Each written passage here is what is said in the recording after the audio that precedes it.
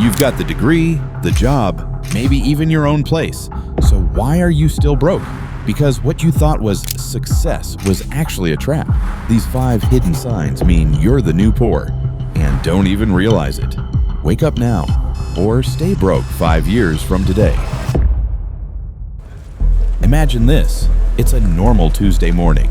You're already running late. You spill a little coffee on your shirt, curse under your breath, and rush out the door, just in time to discover your car won't start. The battery's dead. Cool. Now that one little inconvenience, it just became a full-blown crisis. Because here's the thing nobody wants to admit. Most people are one tiny disaster away from total financial chaos. No savings, no cushion, no plan B. And yeah, I'm talking about the people who look like they're doing fine. They've got iPhones, clean sneakers, maybe even post gym selfies or flex a night out with friends. But underneath all that, they're quiet broke. The kind of broke that hides behind normal routines and smiling selfies. Let's talk numbers. Over 60% of Americans can't cover a $1,000 emergency without borrowing, selling something, or going deeper into debt.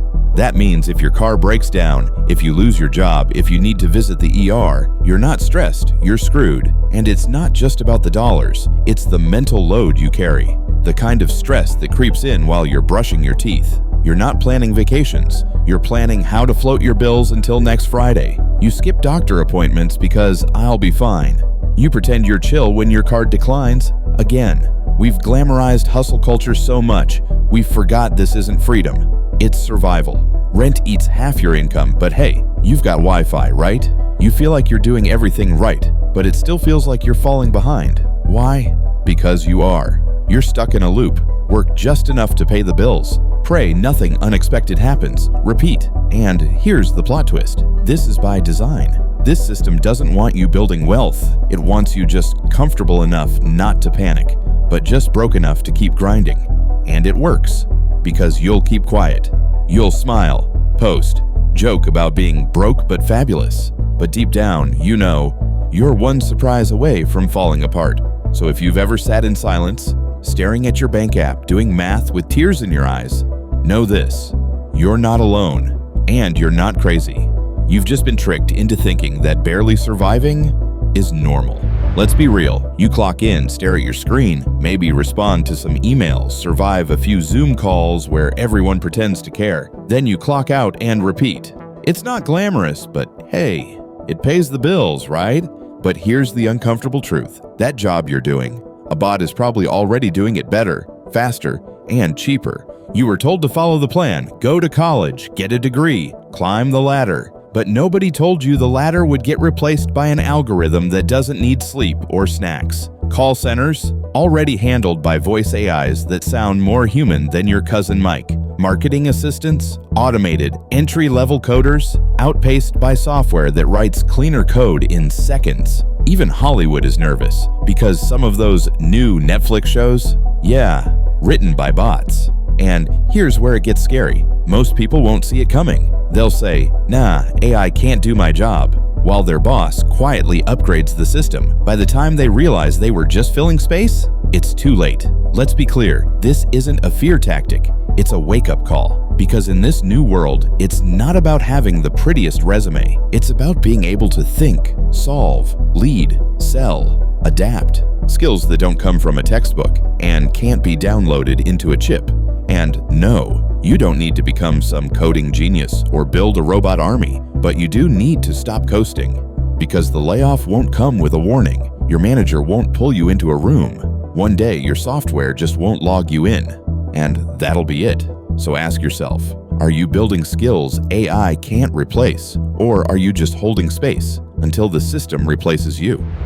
Let's do a quick reality check. You wake up in a rented apartment. You get dressed in clothes bought with buy now, pay later. You call an Uber to a job you hate. Scroll Spotify on your phone, also financed. And when you get home, your groceries arrive via an app. From a fridge that isn't even technically yours if you're still making payments on it.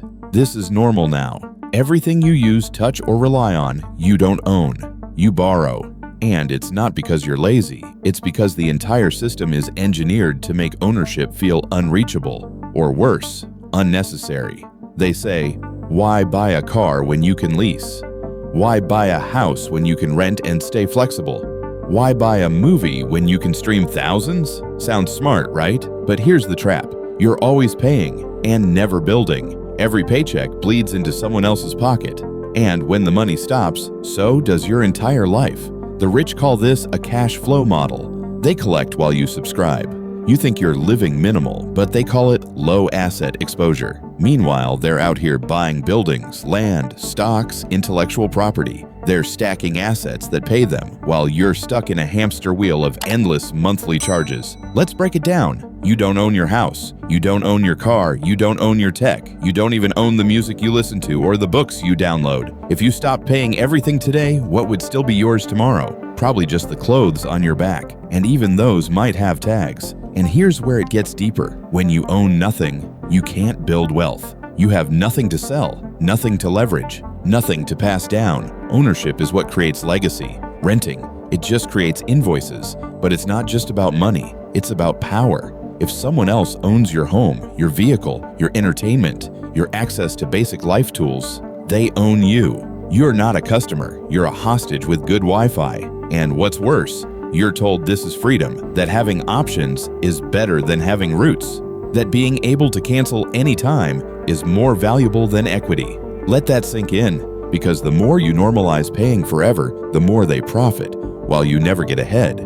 Not because you don't work hard, but because you're running on a treadmill someone else built. So next time you think, at least I don't have a mortgage, ask yourself, what do I actually own? And if the answer is nothing, then maybe that was the point all along.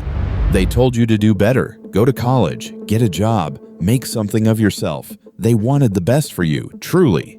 But they forgot to mention that you'd also have to carry them too. See, your parents didn't grow up in this economy. They bought houses for the price of a used car. Groceries didn't cost half your paycheck. College was affordable. Pensions were a thing. They planned their future for a world that no longer exists. And now, it's catching up. They didn't save enough. They didn't invest. They worked hard, but in a system that crumbled beneath their feet. And now, as the medical bills stack up and retirement becomes just a word, the question becomes, who's going to pay for it all? The answer is you. Not officially. There's no ceremony, no announcement. One day you just realize you're the emergency fund. You're the ride to the doctor. You're the one picking up the pieces with money you don't even have. So you cancel your plans, skip that dentist appointment, put off that trip you saved for because your mom's insurance didn't cover her medication this month, or your dad needs help covering rent. Again. And here's the cruel part. No one talks about this. There's no financial support, no tax relief, no thank you for saving your parents fund. Just quiet pressure, a shrug from society, an unspoken rule that you'll figure it out. And when you struggle, they call it poor planning, or worse, entitlement. But you're not lazy, you're not weak. You're just trying to survive a life where you inherited someone else's unfinished financial story. It's not just draining your wallet, it's draining your future. Because when two generations are broke at the same time, no one moves forward. You don't buy homes, you don't build wealth, you don't take risks, you just survive in slow motion. And the emotional weight? It's brutal. You feel guilty for being overwhelmed. You beat yourself up for falling behind. When the truth is, you were handed a bill with no instructions, no warning, and no help. If you've ever stared at your bank account in tears wondering how you'll make it work this month, just know you didn't fail. The system failed you. You're not broken. You've just been asked to carry a burden that no one prepared you for. It's just a coffee, just a $2 tip, just a quick Uber because you didn't feel like walking, just $15 for delivery because who has time to cook anymore? No big deal, right? Now multiply that no big deal by 30 days. Then multiply that by 12 months. Suddenly, your bank account looks like it's been in a knife fight with you holding the blade. Welcome to financial death by 1,000 tiny swipes. You're not buying yachts, you're not flying private, you're just overpaying for convenience. Again and again and again. A $6 latte every morning? That's $180 a month. Uber Eats twice a week, 300 plus. Add in streaming services you forgot you even had, overpriced snacks, that one-time $70 treat that somehow shows up every month. You're bleeding money slowly and calling it self-care. And here's the twist that really hurts. It's not your fault. You were trained to do this. They told you you deserve it. that spending a little more makes you feel empowered, that money is energy and good vibes cost $9.99. They branded it Treat Yourself. But what it really is, self-sabotage dressed up like luxury. You're not investing in yourself, you're feeding a habit. You're paying premium prices for temporary relief while quietly canceling your future in the background. Meanwhile, the rich, they're not drinking $6 lattes, they're selling them. They're buying stock in the company you're tipping. You're sipping broke in a branded paper cup and posting it to Instagram like it's a flex. But what you're really doing is trading freedom for foam. Now look, enjoying life isn't the problem. The problem is when your little luxuries start quietly wrecking your big goals. Because here's the truth, the $8 sandwich you didn't need, that's your savings. That $200 impulse order, that could have been your investment account. It doesn't feel like much until you realize it's why you're stuck. So the next time you tap your card for something small, ask yourself, is this really a treat? Or is it the reason I'm still broke? That was your warning. No savings, no ownership, no plan, just swipes, stress, and slow burnout on repeat. But here's the good news. You're not stuck. You're not broken. You're just pre-rich if you act like it. So hit like if this hit you. Subscribe if you're done surviving. And drop "I'm done being broke" in the comments if you're finally ready to take control.